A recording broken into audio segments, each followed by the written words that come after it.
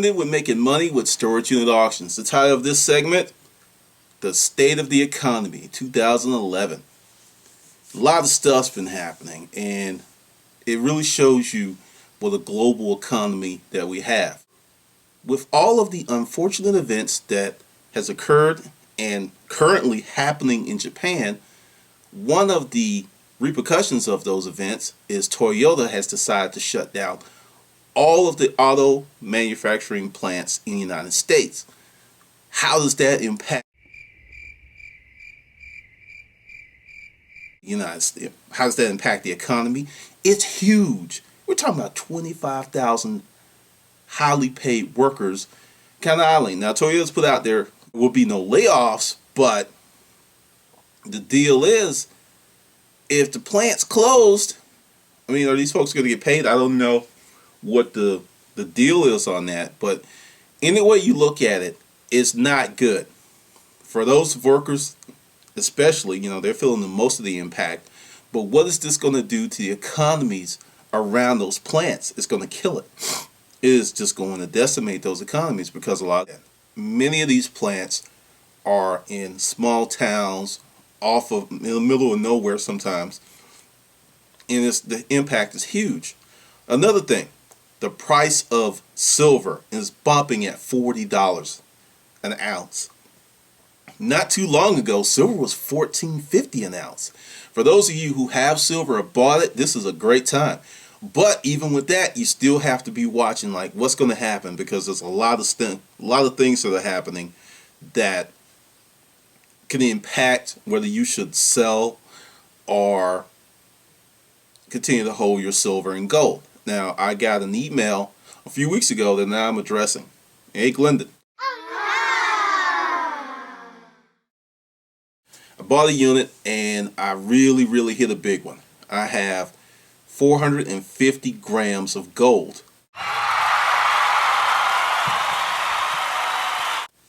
Yes, you heard me correctly. Someone bought a unit with 450 grams of gold at today's prices. A mixture of 10, 18, and 22 karat. We're talking damn near 12 grand. And he's like, should I sell it or should I hold it?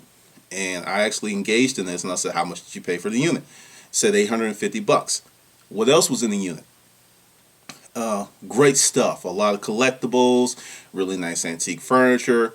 We're talking about someone that's probably going to make, when it's all said and done, maybe 30 grand.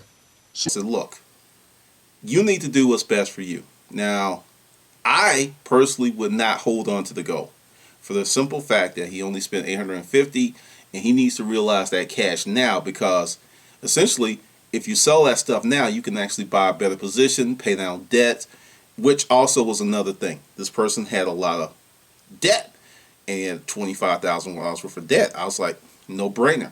Sell, and get rid of all of that debt.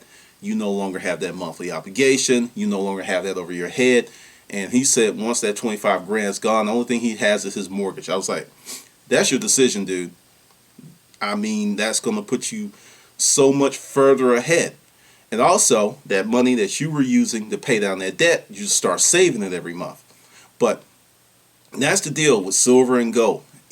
For us in the storage auction business, we're acquiring this stuff at a different price point than someone who's like, hey, recently I bought some silver, and recently, like 6 months ago, I paid a different price because silver's hot right now, so you're going to pay for it. But to have bought it at such a discount and now to sell it, who knows? Once he tests everything and weighs it all out, it may be more than 12 grand. I mean, that's a lot of gold. So definitely, and that's another thing. These precious metal markets are just a trip, because it's going up and it's going up. Some people feel that silver is going to continue to go up. I don't know. For your situation, you need to sell that stuff and just get out of debt. That's the best choice for you, because who knows if you're going to hit another unit like this anytime soon. And this is what's going to happen if you don't take the money and pay off the debt. You're going to become Big Willie, big time spender on the auction trail, and it's like going to be going to Vegas And like you have a guy, they'll win like 5, 6, 7, 10 grand and give it all back, then add another 5 to it. Because that's what's going to happen. Because, right now you're feeling invincible. You've got that, whoo, I can do no wrong. So, hey, consolidate. That's something I talk about in the book. You get a big hit, don't go crazy. Do, slowly increase your operating capital. Don't just like go crazy with it, because right now you would be the big dog for a minute. But if you buy a bunch of crappy units, you've actually lost money. So that's my deal, for anyone that hits a big lick, take your money and pay down your debts. If you can eliminate your debts, do that, and then you'll be much better off. So when the money that's coming in from your auction business, there's not so much of a strain on it. When your auction money comes in, there's not so much of a chokehold on it, because you're actually managing your money well. Because I'm going to tell you from personal experience, when you do not have a lot of debt, it doesn't take a lot of money to live. And that's the point you want to get to. And I'm bringing all this stuff up because what's going to happen? Gas. Gas is damn near $4 here in Georgia. It's like $3.69, $3.70 where you go. If you need premium, you're there. California, it's $4.50. This trend is going to continue. Now, how's this going to help you if you're in the storage auction business? People are going to start what I call personal allocation shifting. If you are a person that makes 35 to 50 grand, these prices in gas are going to hit you the hardest. You make 150 grand, depending upon your debt load, it's like, gas is a bitch. But you make $12.50 an hour, which is what, 25 G's a year? It's like gas is crucial. That tank full that used to take you to work, that was $30, and now it's $80, $90. That's a $200 and some dollar plus differential in your disposable income. That's nearly 3 G's a year. That's huge at 25K. That's noticeable. You're going to feel it. So what's going to happen? People who are making, like say 20,000 to 50 something, they're going to start looking for more discounts. And people looking for discounts now. People are really more cost conscious, because this so-called recovery is unlike any other recovery I've seen in my lifetime. And when I got out of the military in 1991, I got out of the military in a recession, and it wasn't like this. It is crazy what's going on, because it's like,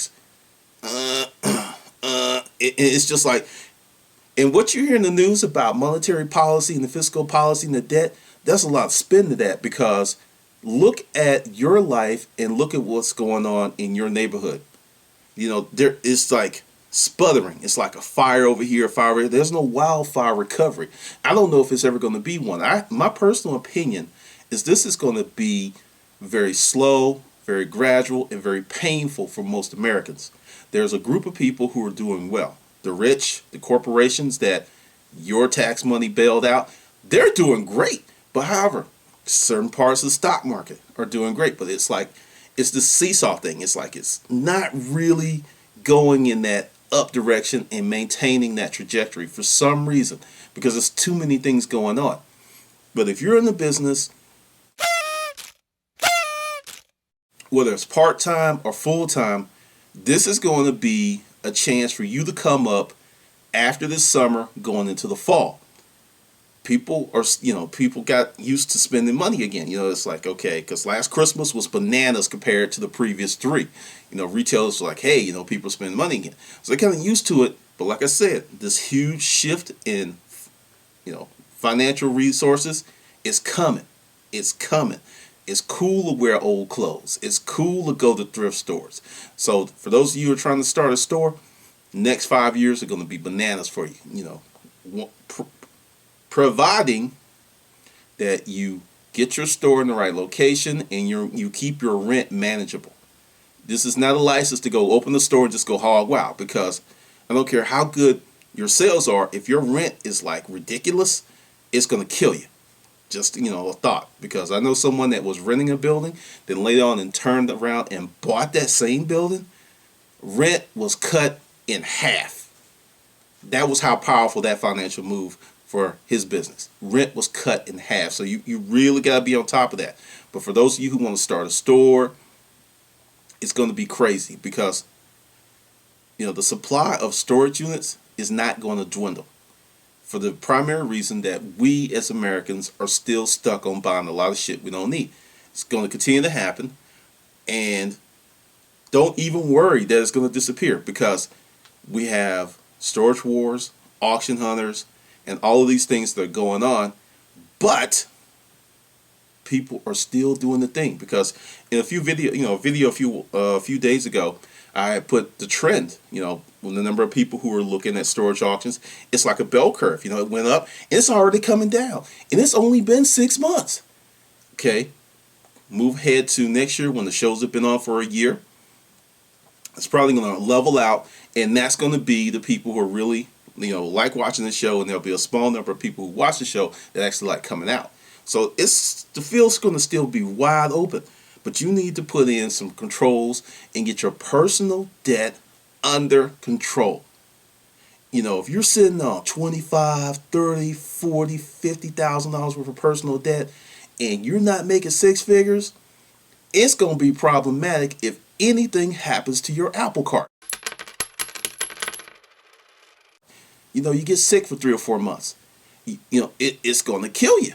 It's just going to kill you because most people do not have what the average Mexican have saved. Average Mexican's got 10, 15 G's. That guy that you see waiting by Walmart or Home Depot or Lowe's for you to pick him up. I've been around a lot of Mexicans, and all these guys I picked up, when I paid them, they went in there and they pulled out a wad and they put the money I gave them on top of that wad. They all had cash. I'm telling you, Mexican family, just check it out. You see the wife, she's at home with the little 3.8 kids. Dude goes to work. They're living on a cash basis. When you're living on a cash basis, it forces you to spend your money wisely, or you will not have any. When you live on credit, you can just ball out until you get to your credit limits, and then some other bank, and that's something else that's happening. For those with great credit scores, your mailbox is starting to fill up again. Not as crazy as it once was, because I used to get 20, 30 offers a week. Now I went from getting one once a month. Now it's back up to 3, 4, 5, 6 a week again.